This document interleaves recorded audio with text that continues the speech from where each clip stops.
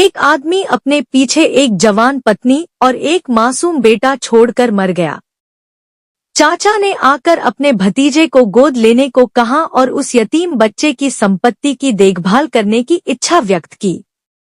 इसलिए बच्चे की मां ने चाचा को संपत्ति की देखभाल के लिए पावर ऑफ अटॉर्नी पर हस्ताक्षर किए और चाचा को संपत्ति का मालिक बना दिया।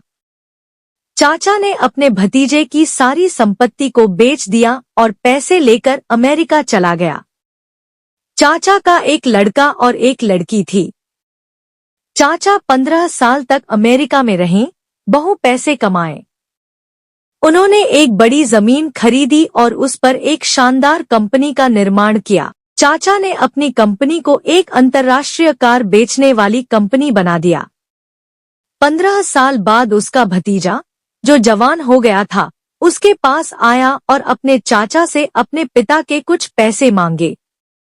चाचा ने कहा, मेरे पास तुम्हारे लिए कुछ नहीं है। उन्होंने उसे यह कहते हुए ऑफिस से बाहर निकाल दिया, तुम इस जगह में फिर से मत आना। भतीजा टूटे दिल के साथ अपनी मां के पास लौट आया। चाचा ने अपने परिवार को अमेरिका बुला लिया।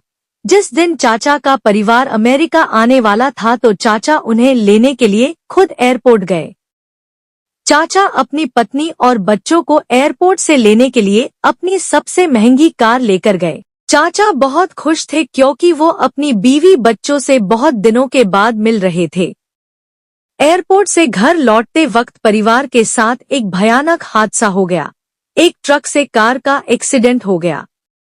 चाचा, चाची और बच्चे सबकी मौत हो गई। हैरानी की बात यह थी कि वो अनाथ लड़का अपने चाचा का इकलौता वारिस बचा, इसलिए चाचा की सारी प्रॉपर्टी इस अनाथ भतीजे को मिल गई।